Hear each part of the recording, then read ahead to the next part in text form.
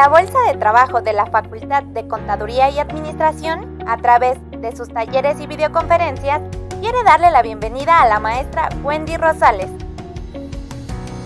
Es maestra en Administración de las Organizaciones por la Facultad de Contaduría y Administración y licenciada en Diseño Gráfico por la Escuela Nacional de Artes Plásticas de la UNAM, ahora Facultad de Artes y Diseño. Obtuvo el Diplomado de Diseño Editorial en la Academia de San Carlos y el Diplomado de Historia del Arte en el CEPE de la UNAM. Ha tomado un sinfín de cursos de actualización en las áreas de Tecnología de la Información, Diseño, Didáctica, Psicología y Tutoría. Desde hace más de 23 años, labora de tiempo completo en la Facultad de Contaduría y Administración. Durante 12 años, formó parte de la Secretaría de Fomento Editorial en el área de diseño. Actualmente, labora en la Secretaría de Relaciones y Extensión Universitaria, en donde es parte importante del grupo de tutores generacionales de la Facultad de Contaduría y Administración. Desde hace más de 10 años, imparte el curso de Autoestima y Asertividad, organizado por el Centro de Orientación Educativa, PCA. También es profesora de la asignatura Desarrollo del Potencial Creativo, en la Academia de Administración Avanzada. Formó parte del Comité Humanista de la PCA y fue consejera técnica suplente de los técnicos académicos de nuestra facultad durante el periodo 2016-2021. Maestra Wendy Rosales, bienvenida. Muchas gracias por esta presentación tan linda. Me da mucho gusto estar aquí con ustedes. Sé que ya prácticamente estamos cerrando también el semestre, que muchos de ustedes estarán apurados con todas sus tareas, trabajos, exámenes finales, pero bueno, siempre también el tener este tipo de conferencias nos dan un gran respiro, sobre todo también cuando a través de estas conferencias podemos nosotros hacernos de una serie de herramientas que nos van a nutrir en nuestro campo profesional y personal, que justo es esto, ¿no? Lo que vamos a ver el día de hoy, la autoestima. ¿Cómo es la autoestima? ¿Qué es la autoestima? Ustedes ya lo vieron. Yo he estado a cargo del taller de autoestima en la facultad. No sé si alguno de ustedes habrá tenido la oportunidad de tomarlo. En él se brindan distintas herramientas que las platicaremos más o menos rapidito en este taller, pero que si en algún momento dado ustedes están interesados en cursar alguno de los talleres que se brinda a través del COE, pues que también los puedan ustedes implementar, porque de verdad van a ver que todos estos talleres nos van a dar esas herramientas en el ámbito laboral, que es justo lo que ahora nos está juntando, ¿verdad? Lo que nos tiene en este momento. Así que vamos a comenzar, si les parece bien, y voy a compartir una presentación para que podamos nosotros arrancar. Okay, listo. Nuestro tema es la autoestima en el ámbito laboral.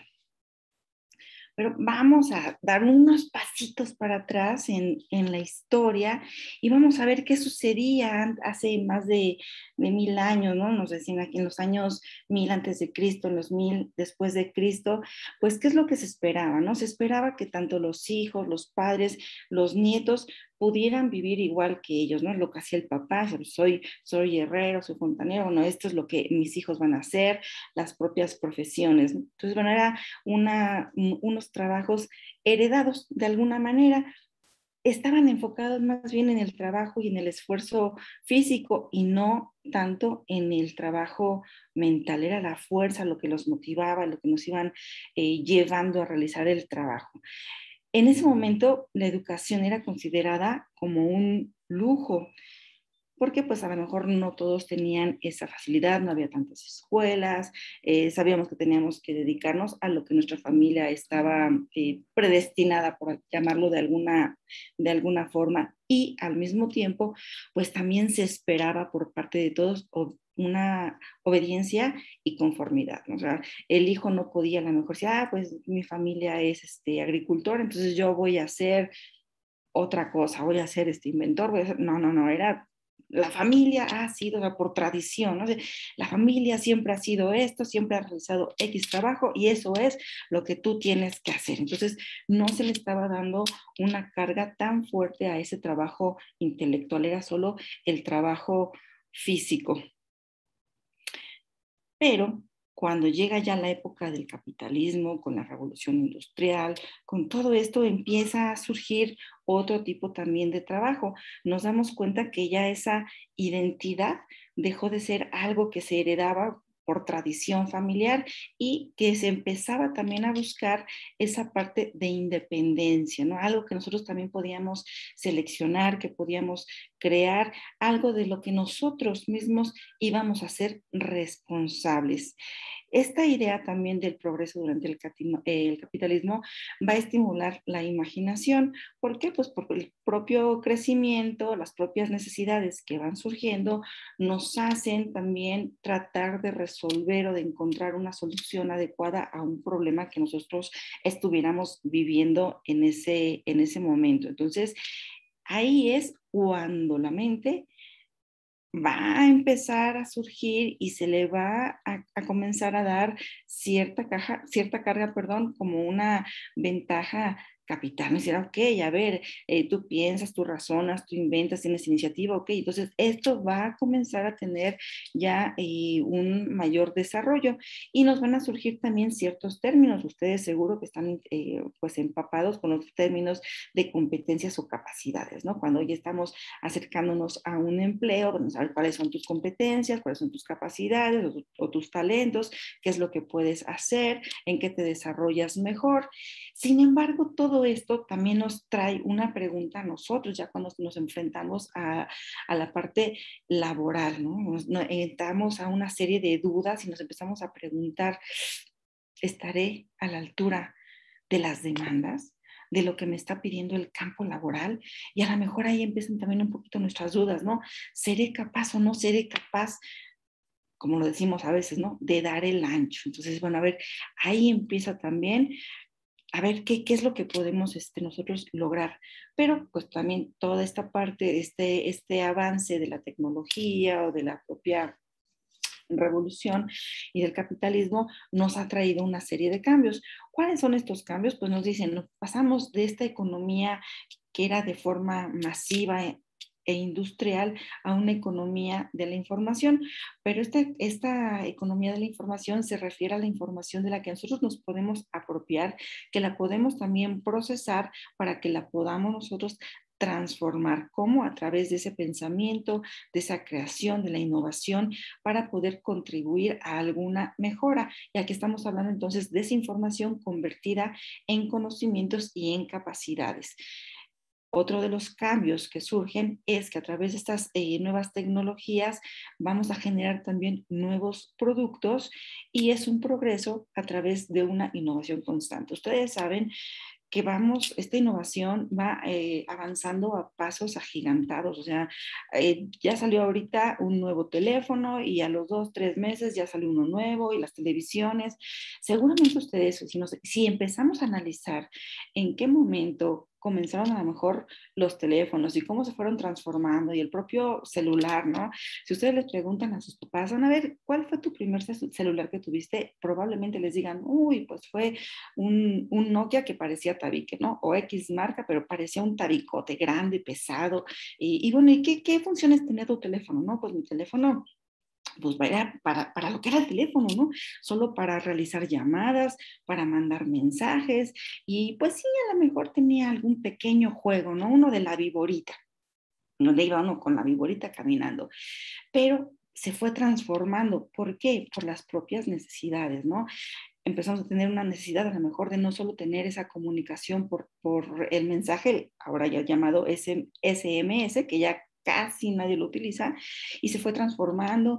De repente nos llegó el MMS, ¿no? Los mensajes multimedia, y ay, todos estábamos abocados en el mensaje multimedia, y llegó también el correo, y a través de los correos también nos mandaban a lo mejor cadenas de PowerPoint, donde nos decían recetas, consejos, etcétera, etcétera, etcétera. Y esto se ha transformado, ¿no? Pero porque todo lo queríamos tener al alcance de nuestra mano. Entonces comenzaron a surgir también estos teléfonos inteligentes, los smartphones, y todo esto lo que nos dice es que ha pasado por esa innovación, porque una necesidad nos va llevando a tratar de satisfacerla y esa satisfacción o esa innovación constante, pues no es porque se dé gratis, tiene que haber un proceso. Es toda esa información que nosotros fuimos recabando y que fuimos procesando para poder brindar soluciones. Entonces, bueno, todo esto nos va a llevar también hacia una economía global. ¿Qué va a ser en esta economía global? ¿Qué va a suceder? Pues nosotros estaremos también ante ciertos desafíos, este desafío constante. Los ingenieros electrónicos de comunicaciones están justo hablando de los teléfonos celulares en ese desafío, ¿no? ¿Cómo hacer para que su producto sea cada vez mejor, para que tenga la mejor calidad, para que pueda satisfacer mayores necesidades, con una mejor, si hablamos de las propias cámaras de los teléfonos, con una mejor, ¿cómo le llaman? Calidad fotográfica. Entonces, bueno, todo esto nos va surgiendo y nos va empujando a ser también personas, estamos proponiendo, ¿no? ¿Y esto qué es lo que nos va a traer? Ustedes van a decir, bueno, sí, ya sabemos aquí todo el avance, la tecnología, sí, padre, somos chicos millennials, ¿no? O sea, eso ya lo sabemos, pero bueno, y no, o sea, ese no es el tema que nos compete, ¿no? Así como que, y entonces, ¿cómo por qué estamos viendo esto? Bueno, pues vamos a ver ahorita. Bueno, también existen otros tipos de cambios porque existe esa creciente demanda de todos los individuos en las empresas, ¿no? Va a haber una estructura, va a haber un cambio en la estructura de las organizaciones en lugar de que sea una estructura vertical donde siempre estamos obedeciendo a lo mejor las órdenes de nuestros superiores, se convierten y pasan a una estructura horizontal en la que también los colaboradores pueden brindar sus opiniones, en las que también se van a desarrollar o se van a crear grupos de talentos donde puedan trabajar para realizar o para desarrollar proyectos y que puedan resolver también ciertos problemas que se les van presentando a la propia organización. Entonces, nos dice también que ya el modelo y la mentalidad empresarial van a ser fundamentales para esta adaptación económica. Aquí es donde vemos que también esta mentalidad, esta manera de cómo pensamos, de cómo procesamos la información, de cómo proponemos, va a ser ya un plus que tengamos en la propia economía o al momento a lo mejor de llegar a alguna organización.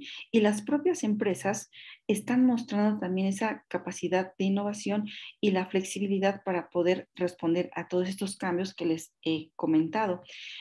Esta actividad emprendedora también vamos a ver que está ligada a esa capacidad de pensar por uno mismo. O sea, vamos a tener un problema, lo tendremos que resolver, pero no nos van a decir, a lo mejor como al herrero, de tienes que hacer la herradura para un caballo y la tienes que hacer con el paso 1, 2, 3, 4. No, ya no es así.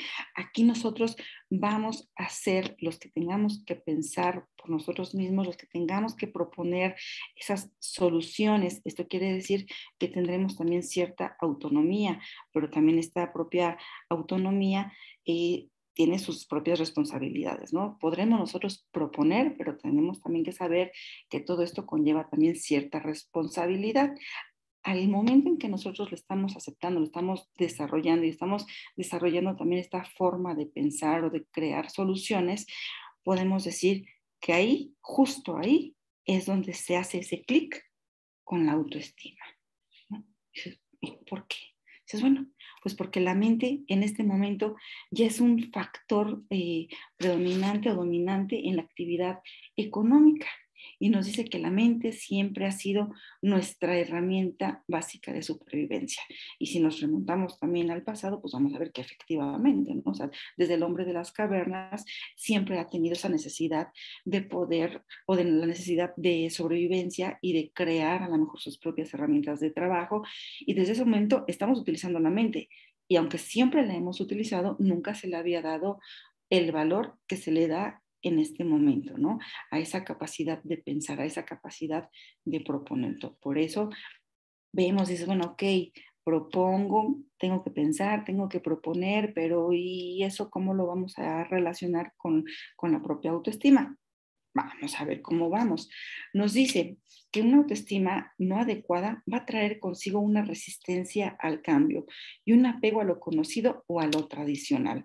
Y es muy probable que ustedes se hayan dado cuenta o tengan conocimiento de personas que de repente en una propia organización o en la propia vida personal, de repente somos renuentes a cambiar, ¿no?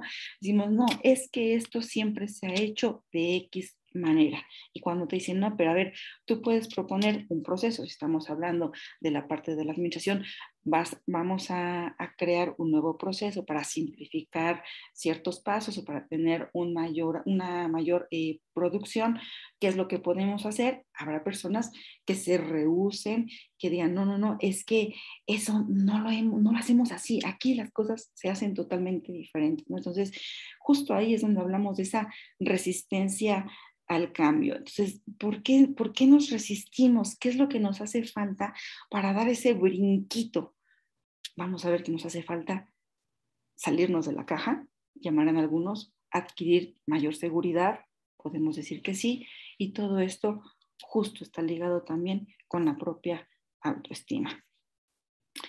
Vamos a ver una definición de qué es la autoestima. Nos dicen, Nathaniel Branden nos dice que la autoestima es la disposición a considerarse uno mismo como alguien competente para enfrentar los desafíos básicos de la vida y ser merecedor de felicidad. Y tiene dos componentes.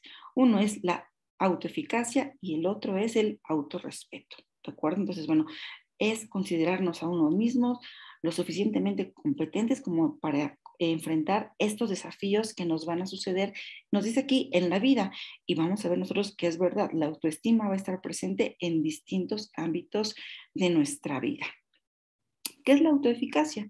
La autoeficacia es esa confianza en la eficacia de nuestra mente, en esa capacidad que tenemos de pensar, de aprender, de tomar las decisiones, de hacer las elecciones adecuadas, de responder de una manera eficaz a los cambios. Pero también aquí cuando hablamos de hacer estas elecciones, también tenemos que ser conscientes que en ocasiones nuestras elecciones pueden también tener ciertas consecuencias y también tenemos que aprender a aceptar y a saber qué consecuencias puede tener una de nuestras elecciones, ¿de acuerdo? El otro componente que decíamos de la autoestima es el autorrespeto. ¿Qué es el autorrespeto? Pues es la conciencia de que el éxito, los logros, la satisfacción, la felicidad son algo bueno y natural. El autorrespeto tiende a inspirar el respeto a los demás. Hemos escuchado también cuando nos dicen respétate a ti mismo para que te respeten los demás. Hemos escuchado a lo mejor la frase de otra forma también, quiérete a ti mismo o primero quiérete tú para que los demás te quieran. Entonces, cómo nos sentimos, cómo nos tratamos nosotros mismos es lo que estaremos también proyectando. Vamos ahí de la mano. Entonces, esto viene a partir de nosotros, de cómo nos estamos percibiendo nosotros. Si nosotros nos percibimos bien, adecuados, con éxito, merecedores, es la imagen que también vamos a proyectar a los demás. Y va a suceder lo mismo si nosotros no nos consideramos de esta misma manera, ¿no? Entonces, bueno. Y a todo esto, bueno, ¿en qué momento se comienza a construir la autoestima? Pues la autoestima comienza desde que nosotros somos pequeños, a través de las actitudes y de las propias palabras o interacciones que tenemos con nuestros papás, con nuestros profesores, con nuestra familia, con todas las personas que nos rodean y que son importantes para nosotros. Si a nosotros desde pequeños nuestros padres nos dicen, a lo mejor si nos equivocamos, tiramos un vaso de agua. Yo les digo mucho a los chicos en los cursos, imaginen que el niño está en una edad de 3 años en la que todavía no tiene bien definida su capacidad motriz, y entonces pone el vaso de agua en la orilla de la mesa, levanta su manita y tira el vaso de agua, ¿no?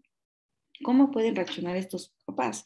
Pueden reaccionar de dos formas, básicamente, ¿no? Una puede ser de una forma agresiva, en donde le van a decir al niño, eres un tonto, no te fijas, ya ensuciaste, quítate, ¿no? Todas esas cosas que le empiezan a decir al niño, el niño se las va a empezar a apropiar y se las va a comenzar a creer.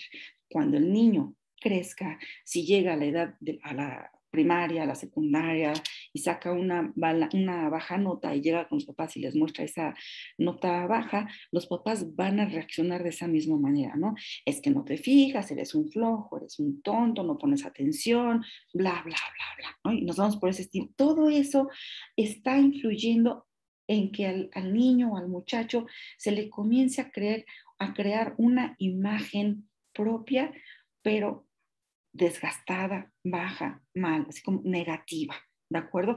Va a suceder lo contrario si a ese mismo niño los papás al momento de tener el accidente con el vaso dicen, a ver, no te preocupes, fue un accidente, mira, para la próxima toma tu vasito con las dos manos, déjalo al centro de la mesa, ya, no pasó nada.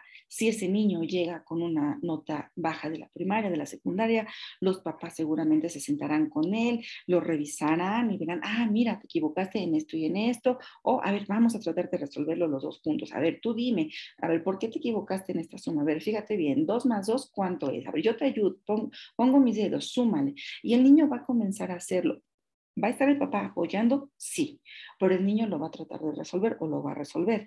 Y el papá le va a favorecer su autoestima al momento de decirle, ok, ya viste, tienes los conocimientos, sabes hacerlo, simplemente te equivocaste. No, pero no pasa nada, ¿de acuerdo? Entonces, esta reacción de estos otros papás va a favorecer la autoestima porque el niño va a comenzar a crear confianza en él y va a saber que aunque llegue a tener errores o equivocaciones, las va a poder superar porque él es capaz, porque él posee el conocimiento y lo va a poder hacer. Esa es una forma también de construir una autoestima sana en los niños. Dicen, bueno, oye, pero si yo ya no soy un niño, ya soy un adolescente, soy un adulto, ¿qué sucede? No importa, nunca es tarde para que nosotros comencemos a revisar en nuestro interior y que veamos de qué manera podemos ir modificando todos estos aspectos o que vayamos arrancándonos esas etiquetas negativas que se nos han ido adheriendo, que nos hemos ido adheriendo a nosotros mismos de las otras personas, ¿no? Que las hemos ido tomando, que nos las hemos puesto. No, voy a analizarme, voy a hacer ese reconocimiento, voy a hacer esa introspección, voy a comenzar a valorarme, a verme desde un punto realista y objetivo, que ese es el punto principal. Tenemos que ser también objetivos con nosotros mismos y a partir de ahí podemos también ir construyendo una mejor autoestima o una autoestima saludable. Justo es esto, ¿no? Dice, bueno, ¿cómo puedo favorecer mi autoestima? ¿Cómo la puedo modificar? Es este autoconocimiento, ver qué me gusta, qué es lo que no me gusta. Pero cuando llegamos al punto de, bueno, a ver, ¿y cuáles son tus cualidades? En ocasiones nos puede costar mucho trabajo. O sea, cuando ustedes ya tengan un tiempecito, hagan este pequeño ejercicio. Traten de escribir las 10 primeras cualidades que ustedes consideren que poseen. Vean cuánto tiempo les llevó escribirlas. ¿Qué pasaría si yo les dijera que me dijeran cuáles son sus defectos? Es muy probable que a lo mejor ustedes digan, ¿qué crees? Es más fácil que yo te pueda decir cuáles son mis defectos a cuáles son mis cualidades, porque por lo general tendemos a fijarnos más en esas fallas que poseemos. Pero no se preocupen que tampoco esto es malo, porque como dijimos, esta construcción de la propia autoestima saludable tiene que ver con ese reconocimiento objetivo y real de nosotros mismos. Y para eso necesitamos comprender cuáles son nuestras cualidades y cuáles son también nuestros defectos, para que esos defectos también los podamos modificar en alguna cualidad y que puedan a nosotros ayudarnos en nuestro propio desarrollo personal o profesional. Un pequeño ejercicio que les pongo a los chicos en los talleres de autoestima es que recuerden alguna anécdota de alguna situación en la que ellos se han sentido orgullosos de ellos mismos. Si nosotros hacemos una recapitulación y vemos en qué nos hemos sentido o cuándo nos hemos sentido orgullosos, ustedes tómenlo, tomen ese sentimiento, revívanlo, quédenselo, apropiénselo y cuando ustedes sientan que están mal, recuerden esa anécdota y recuerden que si en aquel momento ustedes se sintieron bien consigo mismos y se sintieron orgullosos de ustedes, entonces en este momento que están atravesando por alguna situación en la que no están tan bien, recuerden y recurran a ese recuerdo para que se sientan nuevamente orgullosos de ustedes y que se sepan que pueden ustedes lograr las cosas, ¿de acuerdo? No me detengo mucho aquí porque, bueno, vamos a ver otras cositas, pero esto es parte de lo que nosotros vemos en los talleres de autoestima. Algo muy importante. Yo siempre les digo, imaginen que la autoestima es una bicicleta. Nosotros comenzamos o tomamos nuestra bicicleta, la autoestima, y comenzamos a andar. Al inicio nos puede costar mucho trabajo porque nos vamos a tambalear. Tenemos que utilizar de estas rueditas entrenadoras para poder más o menos mantener el equilibrio. Pero llegará el momento en el que le quitemos las rueditas y que entonces estemos justo nada más sobre nuestra bicicleta de la autoestima. Pero eso no quiere decir que siempre vamos a ir derechitos y que no vamos a encontrar ningún obstáculo en la vida. No, la autoestima no es algo que esté siempre bien. Habrá momentos, como la montaña rusa, ¿no? Habrá momentos en los que vayamos para abajo. Por eso les decía que era tan importante el tener esos recuerdos en los momentos en los que nos hemos sentido orgullosos de nosotros mismos, para que justo ahí, cuando estemos en esa picada, lo rescatemos, nos lo inyectemos y que podamos nuevamente volver a subir.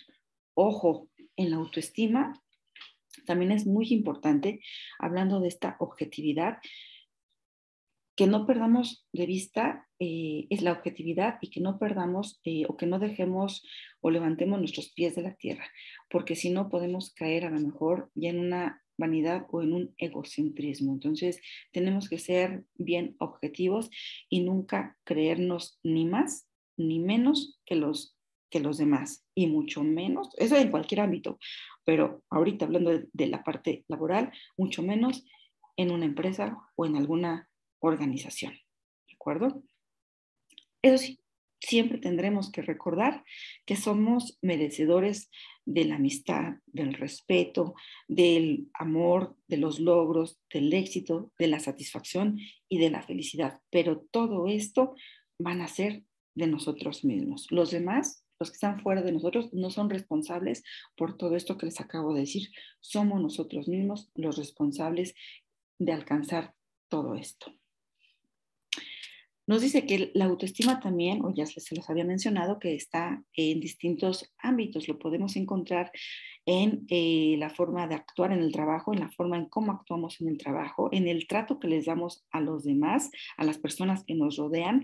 Ahí yo diría que también no solo en el trabajo, sino también en la parte escolar, familiar, en las posibilidades que nosotros podemos tener en el ascenso, la confianza, cómo puede influir la confianza que tengamos en nosotros mismos para poder tener estos ascensos y en esos logros que podemos alcanzar. En la propia relación de pareja, ¿no? Merezco, ¿qué es lo que merezco? ¿Qué tipo de relación de pareja, de amor es la que yo merezco? Los hijos, los amigos, el nivel de felicidad que nosotros podemos alcanzar. Una autoestima saludable nos dice que está relacionada con la racionalidad, con el realismo, con esa intuición, con la creatividad, con la independencia, con la flexibilidad de pensamiento, con nuestra capacidad para realizar los cambios, con esa disposición a admitir y corregir los errores. Si lo vemos, aquí está centrado todo, ¿no? Es ser objetivos, ser realistas, ¿no? Ser objetivos. Nos dice también que al tener una autoestima sana, es posible que nosotros podamos establecer una comunicación más abierta y adecuada, no solo con nosotros, sino con los demás, porque vamos a saber comunicarnos de esa forma asertiva, donde podamos nosotros expresar nuestros pensamientos, nuestros sentimientos, pero en la medida correcta. ¿De acuerdo? Entonces tenemos que aprender también a comunicarnos. No basta con decir, no, pues si yo soy muy honesto, yo soy muy claro, yo soy muy directo, siempre digo lo que pienso. Dices, sí, pero ¿y cómo lo estás diciendo? Porque si estás generando un malestar en la otra persona, tal vez habría que revisar la manera en que lo estás comunicando. Por eso es tan importante que nosotros hagamos esta reflexión de cómo somos, qué es lo que queremos, para que nosotros nos podamos comunicar de la mejor manera posible con los demás. También con nuestra autoestima saludable, las pequeñas dificultades nunca se convertirán en grandes problemas, ¿no? Los veremos siempre en su justa medida y en su justa dimensión. Y siempre se centrarán o nos centraremos en las soluciones más que en las justificaciones. Un pequeño reto nada más. Imaginen ustedes que tienen un cargo directivo, ¿sí? Y que ustedes a lo mejor en esta escala de la autoestima, imaginando que le ponemos una escala de la autoestima del 1 al 10, donde 1 es menor y 10 es el máximo, que nosotros estamos justo en el medio, que tenemos una autoestima del número 5. ¿A quién contratarían? ¿A alguien que tiene una autoestima nivel 7 o a alguien que tenga una autoestima en el nivel 3?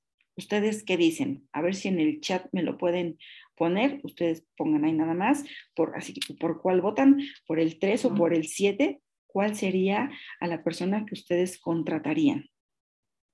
Considerando que nosotros somos el nivel 5. Ok, aquí nos dicen un 7. Perfecto. Muy bien, chicos. Ustedes van por el 7. ¿Se dan cuenta? Ustedes dicen, a ver, mi autoestima es del nivel 5, ¿no? ¿A quién contrato? ¿A uno en el nivel 3 o a alguien en el nivel 7? Si alguien hubiera contestado en el nivel 3, ¿por qué lo habría hecho? Bueno, pues porque contrato a alguien con una autoestima que está un poquito más abajo de la mía y de esa manera no tengo competencia. Pero me da muchísimo gusto que ustedes pongan y contratarían a alguien con autoestima del número 7 que estaría arribita de nosotros. ¿Por qué? Porque entonces nosotros nos veríamos obligados también a fortalecer nuestra autoestima, a realizarnos, nos estaríamos poniendo también unos desafíos para mejorar y eso es muy bueno. Muy bien, perfecto. ¿Cómo va a jugar la autoestima en el lugar de trabajo? Pues nosotros podemos tener ciertas conductas de autosabotaje si no tenemos una autoestima saludable. Nos podemos autosabotear. Puede existir la envidia también, una envidia destructiva o empobrecimiento, porque también podemos caer en el rollo de que, híjole, mi compañero dio una mejor respuesta, ¿no? O si yo soy el jefe, digo, es que mis subordinados dieron mejores ideas que yo. Esa idea no se me ocurrió a mí, ¿no? Y entonces comienza a lo mejor a existir esta parte de la envidia y eso como que ya no está padre, ¿no? Pero ahí estamos hablando también de una autoestima que no es saludable, ¿no? Entonces podemos también llegar a actuar movidos por el miedo. Y si nos movemos por el miedo, no vamos a poder transitar tan tranquilamente en nuestra vida, ¿no? Porque siempre vamos a estar temerosos, no nos vamos a arriesgar, no vamos a confiar en nosotros y siempre vamos a decir, no, sí, claro, es que esto salió mal porque pues es que, pues sí, yo ya lo había pensado, ¿no? Que podía ser mal. Entonces, nos estamos nosotros autosaboteando también, ¿no?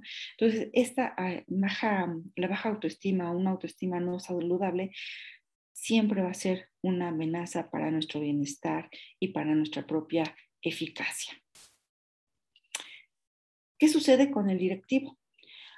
El directivo debe de inspirar, debe de persuadir y debe de animar a todos los trabajadores, ¿no? A que todos ellos contribuyan de una mejor manera para que se puedan alcanzar los objetivos establecidos en una organización, pero pues no es nada más porque tenga su varita mágica y diga, claro, ya como por arte de magia, todos ustedes van a tener la misma visión que tengo yo y lo vamos a alcanzar. No, el directivo debe de confiar en sí mismo para que pueda inspirar a los demás, para que los inspire a mejorar también.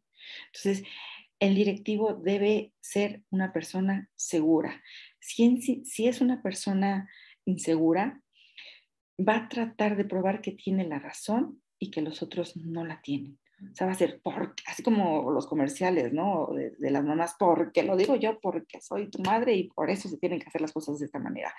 Y dices, no, bueno, a la mamá no nos le podemos poner, ¿verdad? Pero ya cuando hablamos de la parte laboral, dices, espérate, creo que no es por ahí el asunto. Entonces, las inseguridades las tenemos que trabajar y las tenemos también que dejar de lado, ¿no? Entonces, espérate, tenemos que ser personas seguras, convencidas de nosotros para que podamos también, de alguna manera, contagiar a los demás con esas seguridades en el actuar. El propio directivo también debe de poseer un ego sano, un ego saludable, para no actuar a la defensiva o con ansiedad. Un ego sano siempre se va a preguntar qué hay que hacer, y un ego inseguro siempre va a decir cómo puedo evitar dar una mala impresión. O sea, siempre se va a estar nada más cuidando, no, esto no lo hago porque ¿qué van a pensar de mí? No, es que esto no, esto tampoco, no. La persona con una autoestima saludable siempre va a preguntar, bueno, ¿qué es lo que tenemos que hacer? Estará abierto a respuestas, a propuestas, a soluciones de los demás. ¿Por dónde podemos comenzar? En la propia organización. Bueno, pues en la organización podemos comenzar con la responsabilidad personal.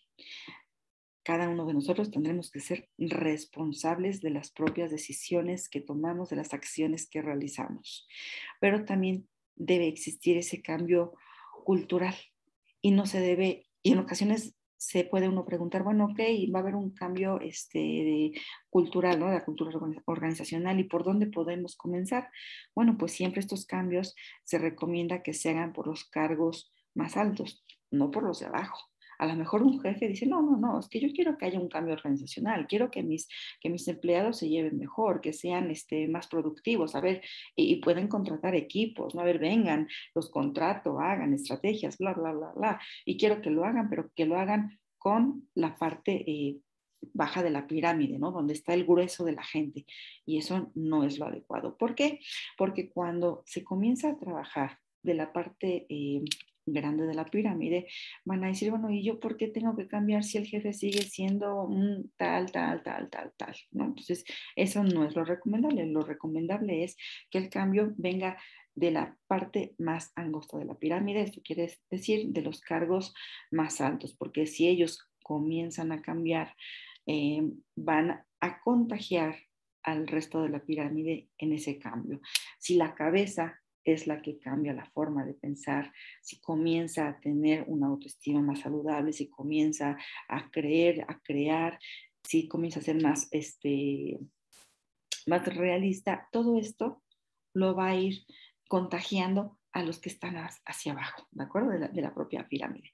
Entonces, esto es a través de establecer esa confianza, y podemos nosotros también realizar un pequeño ejercicio. Les pediría también, ahorita en el chat, tratarán de completar esta otra frase.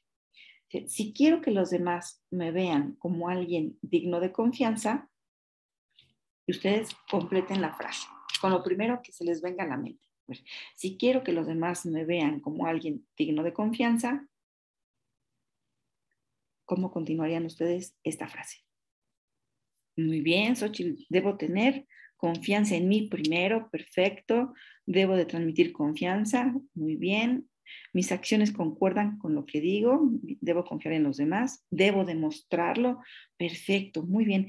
Estos pequeños ejercicios de frases para completar nos pueden ayudar también mucho para que podamos nosotros ir generando un cambio de actitudes y de pensamientos, ¿sí? Al final les voy a decir en qué libro ustedes o a qué libro se pueden también apegar para que vean cuáles pueden ser las frases que nos pueden ayudar para poder lograr también todos estos tipos de cambios, ¿no?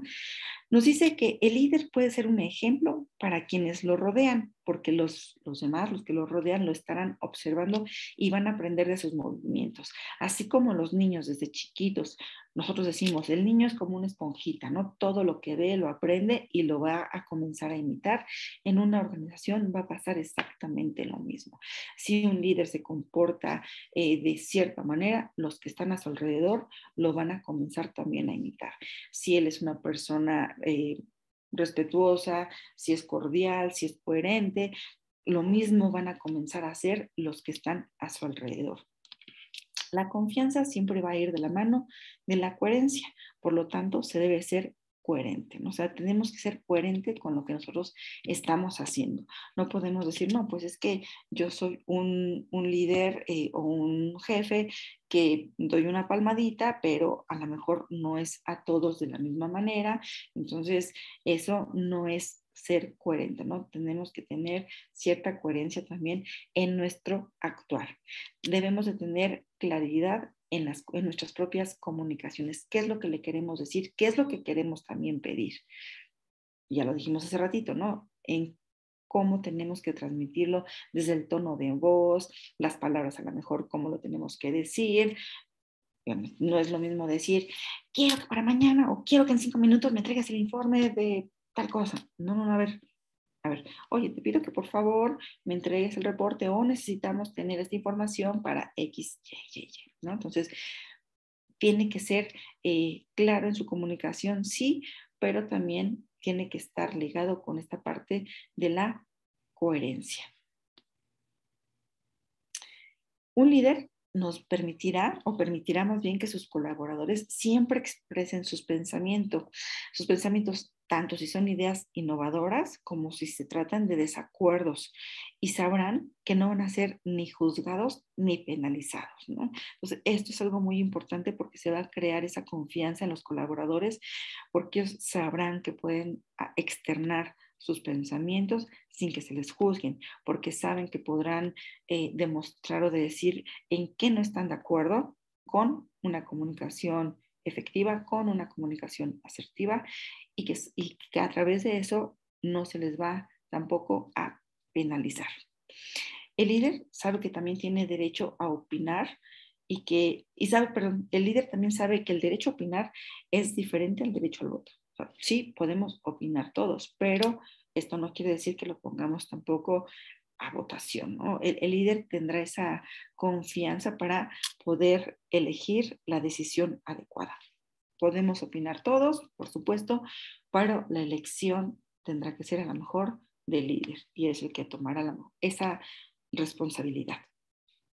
El líder también sabe reconocer, dominar, sentir y aceptar sus emociones. Es muy importante que nosotros sepamos también reconocer nuestras propias emociones. No es para limitarlas, ¿no? Tenemos que reconocerlas, tenemos que aceptarlas, tenemos que aprender a gestionarlas. Eso es también algo muy, es una clave que tenemos que tener presente. Un líder no sé qué es alguien capaz de producir, un líder no es capaz, ¿verdad?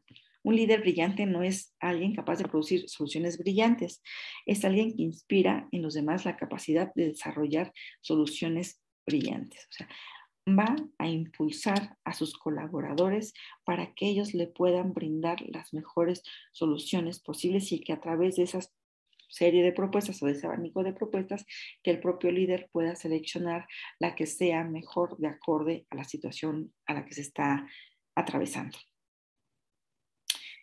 Una organización debe de brindar distintas condiciones a sus trabajadores.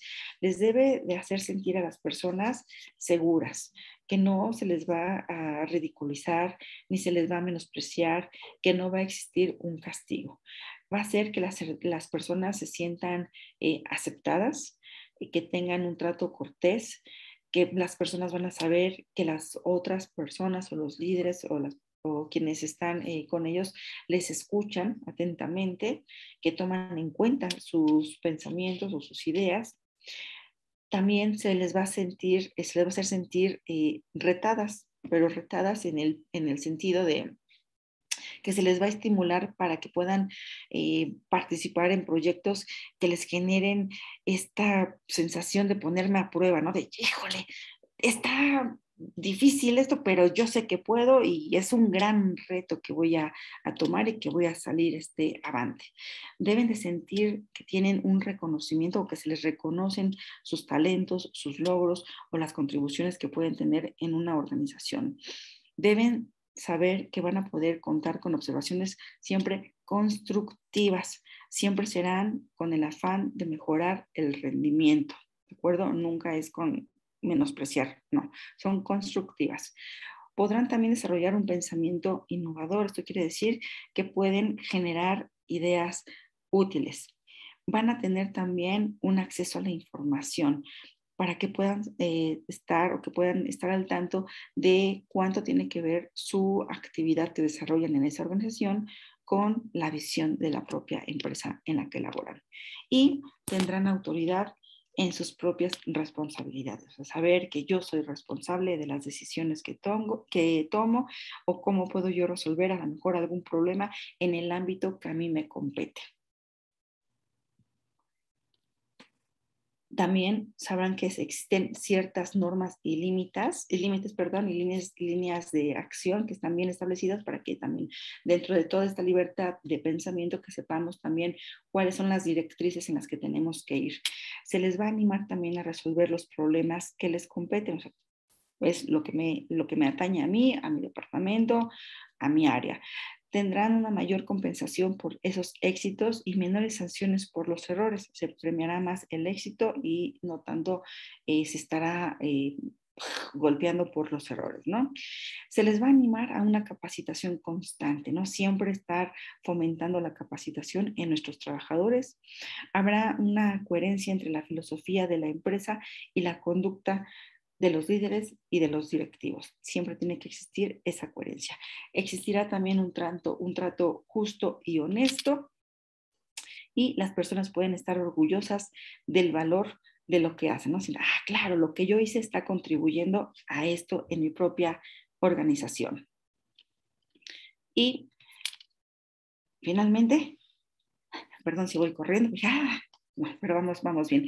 Dice, finalmente, es el principal paso para poder actuar conscientemente y con autorresponsabilidad es estar dispuesto a observarse a uno mismo e identificar esos obstáculos internos que hay que superar. Entonces, una revisión constante de quiénes somos, qué queremos, qué hacemos, hacia dónde queremos ir, cómo lo vamos a hacer. Nosotros nos vamos a establecer también metas a corto, mediano o largo plazo, pero no solo es establecerlas, sino que tenemos que ver de qué manera las podemos también alcanzar. O sea, va a ser esta parte también realista y coherente de cómo lo puedo lograr. Esto sería en realidad todo. Nada más les dije que les iba a decir en dónde podían consultar también algunos otros programas, porque hay un programa. Ya saben ustedes que todos los propósitos o todo lo que nosotros nos queramos hacer, todos los cambios, siempre se logran a través de 21 días. No sé si se lo sepan, ¿no? Que son a través de 21 días, ¿no? Si yo quiero dedicarme a hacer ejercicio, tengo que comenzar. Si voy a ponerme a correr, ok, voy a correr, pero voy a correr 21 días consecutivos. Es para crear un hábito. Entonces, bueno, voy a crear el hábito. Corro hoy, palomita en el calendario. Corro mañana, día 2, sí corrí. Día 3, corrí. Si en el día 5 no corrí, al siguiente día debo de comenzar desde el primer día nuevamente. Y si llego hasta el día 20 y el día 21 no corrí, voy a comenzar nuevamente desde el día 1, ¿de acuerdo? Entonces, son cosas o son prácticas que tenemos que hacer de una forma cotidiana, que siempre lo tenemos que estar trabajando. Por eso la autoestima es tan importante. Sabemos qué herramientas tenemos para que nosotros podamos construir una mejor autoestima, cómo la podemos mejorar, pero también es algo que tenemos que estar trabajando todos los días. Y si un día caemos, tampoco se preocupen, siempre tendremos esa oportunidad de levantarnos, de sacudirnos y de continuar, como les decía con la bicicleta, ¿no? Chin, me caí, me raspé, pues ni modo, me levanto, me sacudo mi rodillita, me pongo salivita, agarro otra vez mi bicicleta y continúo nuevamente. Pues bueno, ya, les pongo, nada más les enseño este libro. Es La autoestima en el trabajo, de Nathaniel Branden. Ustedes pueden encontrar algunos aspectos o algunas frases como la que vimos hace ratito, frases para completar y que les pueden ayudar a que ustedes vayan también modificando ciertos aspectos o ciertas conductas en el ámbito laboral. ¿De acuerdo? Y bueno, y de él todavía hay más bibliografía a la que se pueden acercar, que está relacionada con la autoestima, o donde habla también de manera más amplia sobre 6 pilares de la autoestima, ¿no? Muy bien, listo. Listo. Muy bien, maestra. Pues hay varias preguntas. Te leo la primera que dice, si se interrumpe alguno de estos 21 días, ¿qué sucede? Lo que decíamos hace ratito, ¿no? Pues no preocuparnos, podemos caer, o sea, es como cuando estamos a lo mejor realizando una dieta, ¿no? Y dices, ay, es que tengo una dieta súper estricta. ¿Y qué crees que hoy me comí un pastel?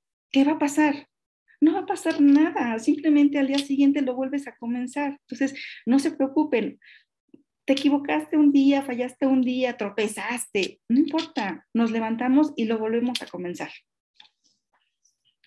Perfecto. Otra duda es, cuando hay aspectos negativos de mi autoestima, ¿cómo puedo identificar estos aspectos y qué debo hacer en esta situación, en especial en el ambiente laboral?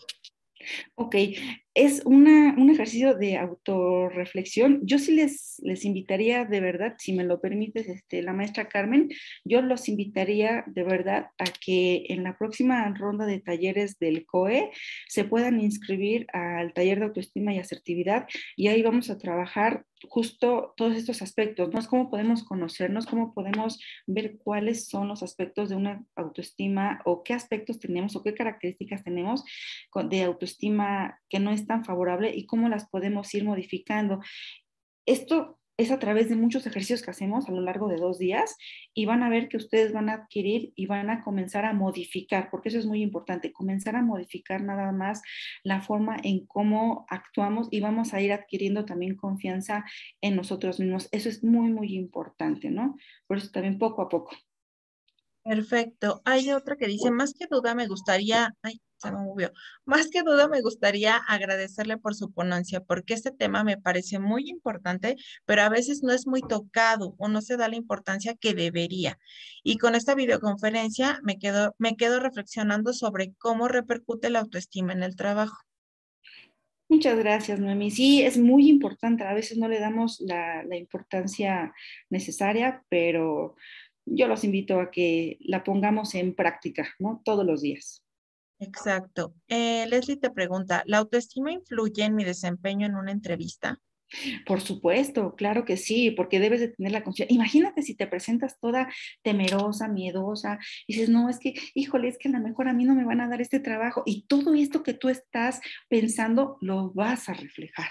Y entonces tu entrevistador lo va a ver y dice, oye, pues yo quiero a alguien que esté así con los pies bien puestos, ¿no? Y a lo mejor tú llegas a la entrevista y te dicen, oye, ¿y sabes utilizar a la perfección Excel? Y a lo mejor tú sabes los principios básicos, pero tú en la entrevista vas a decir, sí, claro, por supuesto, yo sé hacerlo todo con Excel, ¿no? Y a lo mejor, mira, esta persona tiene las agallas suficientes, ¿no? O sea, a lo mejor sales de la entrevista y corres a tu computadora y te metes a un curso, pero estás tomando el toro por los cuernos, ¿no? Entonces te estás tú apropiando de esa seguridad y de esa confianza en ti, de decir, yo puedo. Entonces, si tú tienes esa confianza en ti misma, vas a alcanzar lo que tú te propongas.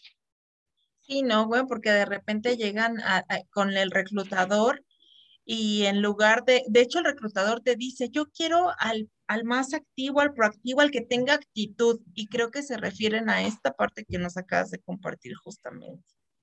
Sí, fíjate que, bueno, en el taller de autoestima, nosotros a través de los ejercicios vemos también las cualidades. Y les decía, lo que les dije a ustedes, a ver, escriban sus 10 cualidades. Y en ocasiones a los chicos les cuesta mucho trabajo. Y cuando les digo, a ver, las terminaron, tienen las 10 y me dicen, no, ¿cuántas tienen? 3, 5.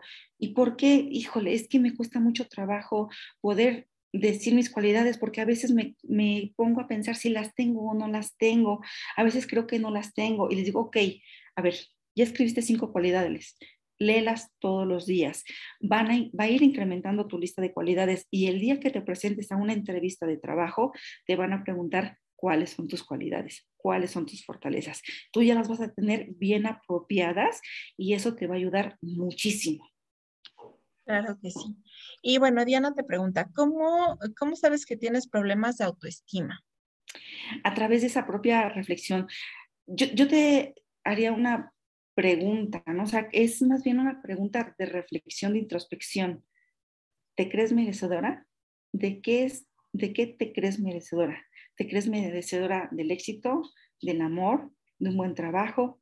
¿De qué te crees merecedora? ¿Qué crees que tú mereces?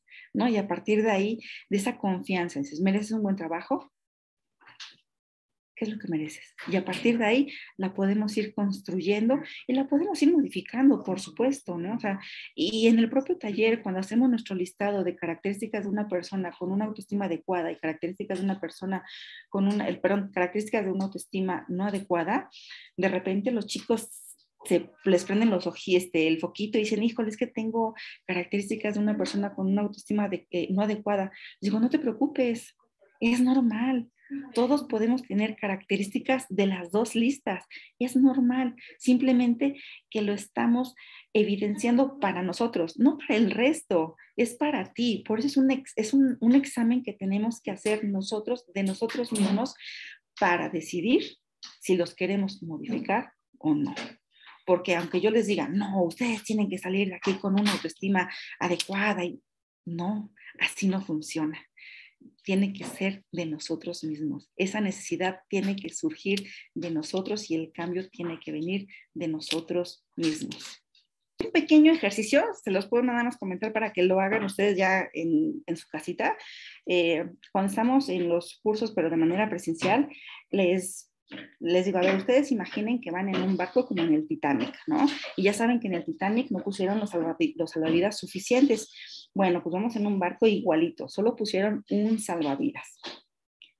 Y ustedes tienen que decir por qué se creen merecedores de quedarse con ese salvavidas. Y ahí hay muchísimas respuestas, ¿no? Hay desde los que dicen, yo me lo quedo porque yo quiero vivir, ¿no? Muy bien. Pero hay otros que dicen, no, pues yo mejor se lo dejo a fulanito, perenganito, porque nada, etcétera, etcétera, ¿no? Y cuando les digo, bueno, ok, vamos a imaginar ahora que ese salvavidas o que ese barco es una organización y que ese salvavidas es un puesto de trabajo.